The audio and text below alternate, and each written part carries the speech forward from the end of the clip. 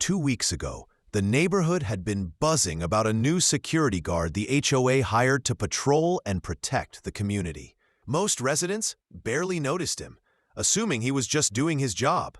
But for the Thompson family, this new hire would quickly turn a normal afternoon into a tense showdown. Sophie Thompson, a 25-year-old recent college graduate, had always been quiet and composed. To her neighbors, she appeared like any other young woman, friendly, polite, and reserved. But what nobody knew, not even the fake guard who had been hired on shaky credentials, was that Sophie was an elite FBI tactical agent. Her calm demeanor hid years of rigorous training in high-pressure situations, tactical combat, and intelligence operations. It started on a Saturday afternoon. Sophie had just returned from a brief jog around the community park when she noticed the new HOA guard, a man named Brad Miller, standing near the entrance to her driveway. He was a bulky man in a security uniform that looked official enough to intimidate most residents. Sophie waved politely as she approached. "Good afternoon," she said. Brad didn't respond. Instead, he stepped forward, blocking her path with an aggressive stance. "You can't be here. This area is off-limits without proper clearance," he barked, his tone bordering on threatening. Sophie raised an eyebrow, her calm composure unshaken. "I live here," she replied. "I have full access to my home and property. You're mistaken if you think you can stop me." Brad's jaw tightened. "Rules are rules. I can't let you go further unless you show identification." Sophie sighed inwardly, recognizing immediately that this man was inexperienced, overconfident, and trying to assert authority without legal or practical grounding. For most people, a man in a uniform would be intimidating enough to comply, but Sophie was trained to handle escalation without losing control. "Listen," she said evenly, "I don't want trouble. I'm asking you nicely to step aside. This is my private property." Brad smirked and took another step forward. "I don't think you understand. I'm enforcing HOA regulations. If you don't leave, I will call for backup." At that moment, Sophie decided it was time to escalate, but in a controlled way. Without raising her voice or revealing her professional background immediately, she shifted her posture slightly, subtly adjusting her stance to make it clear she was capable of handling physical threats. "You're making a mistake," she said softly. "I suggest you reconsider." Brad laughed, thinking she was intimidated. "Or what? You'll call your daddy?" Sophie's eyes narrowed. She had seen this kind of bravado countless times during tactical training simulations. People who relied on intimidation almost always overestimate their strength. She calmly moved a few steps closer, signaling that she was not to be trifled with. "You don't want to test me," she said, her voice low but firm. "Move aside." Brad scoffed and reached for his radio, clearly planning to report the resistant resident. This was the final straw. Sophie's training kicked in. Within seconds, she moved into a tactical stance, subtle enough to appear natural, but enough to convey competence. Brad froze, sensing a shift in energy he couldn't quantify. "You need to back off," Sophie said again, this time with a controlled intensity that made it impossible to ignore. "This is your last warning." Brad hesitated. His confidence faltered as he realized he was dealing with someone far more capable than he expected. His hands twitched near his radio, unsure how to proceed. He had imagined this confrontation would be easy, a simple intimidation tactic against a young woman. Instead, he found himself staring at someone whose calm demeanor hid extraordinary skill, someone who could neutralize threats without even raising her voice. By now, Sophie's father, David Thompson, appeared at the end of the driveway. David, a retired law enforcement officer, immediately sensed tension. Sophie nodded slightly toward him, but did not break her focus on Brad. She wanted to resolve the situation without involving anyone else. Brad glanced nervously between father and daughter, unsure who posed the greater threat. Sophie's subtle cues, her unwavering eye contact, and the barely perceptible tactical stance made him realize he had completely underestimated the resident in front of him. "You should leave," Sophie said, her tone final. Brad took a hesitant step back, then another. His face reddened as he realized his bluff had been called. Without another word, he backed away toward the HOA office, muttering under his breath. He would not risk a direct confrontation with someone trained in tactical operations. David walked up beside Sophie, placing a reassuring hand on her shoulder.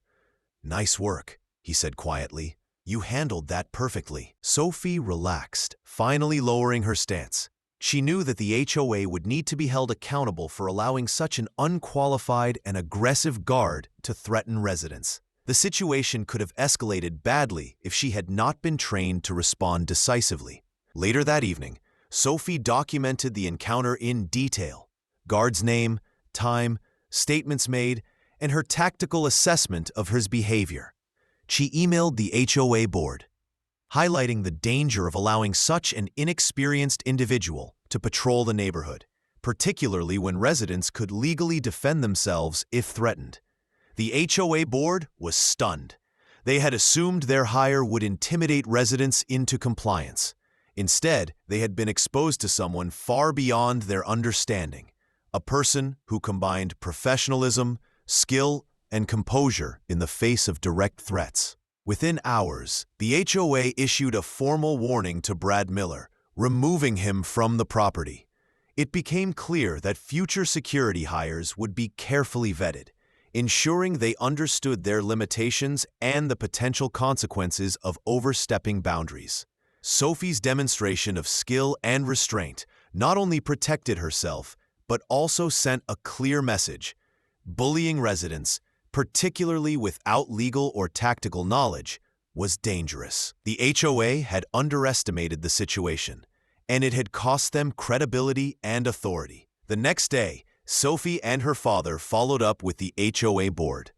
David insisted on a formal meeting to discuss the security breach and the guard's inappropriate behavior. Sophie attended too, prepared to provide her own detailed account without revealing classified details of her FBI training. At the meeting, David opened with the facts. The guard had blocked Sophie's path, threatened her, and overstepped his authority. He emphasized that the HOA was responsible for the behavior of its personnel, and that residents had the right to feel safe on their own property. Sophie added her perspective, calmly explaining how a trained professional could have prevented escalation. But the HOA needed to recognize that not all residents were passive or easily intimidated. The board members shifted uncomfortably. One tried to defend the guard, saying he was just doing his job. Sophie shook her head. Doing your job does not include intimidation, harassment, or creating unsafe situations. You are accountable for the people you hire. By the end of the meeting, the HOA agreed to terminate Brad's employment immediately and promised stricter vetting procedures for future hires. They also issued an official apology to Sophie, acknowledging that their security protocols had failed. Word spread quickly throughout the neighborhood. Residents began sharing their stories of overreach and harassment, realizing that they too could stand up when necessary. Sophie became a quiet role model, not for aggression, but for composure, preparation, and effective action in a tense situation.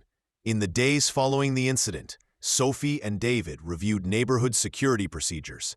They suggested better training for security personnel, emphasizing conflict resolution, legal boundaries, and professional conduct. The HOA agreed, recognizing the importance of clear guidelines and accountability.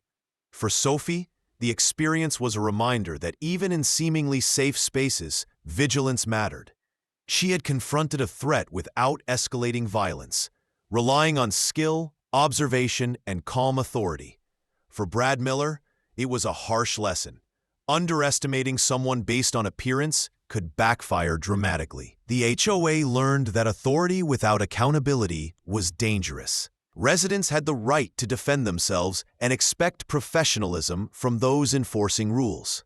Brad's overconfidence and lack of training had exposed flaws in the HOA system, forcing them to implement long overdue changes. Sophie and her father returned to their normal lives, enjoying the community they had worked to protect. The pool, the streets, and the neighborhood park were once again safe and welcoming spaces. residents felt reassured that bullying behavior would not go unchecked and that proper procedures could prevent future incidents. In the end, the HOA's overreach had been halted, and the lesson was clear. Intimidation and threats only work until someone prepared, skilled, and confident refuses to be intimidated.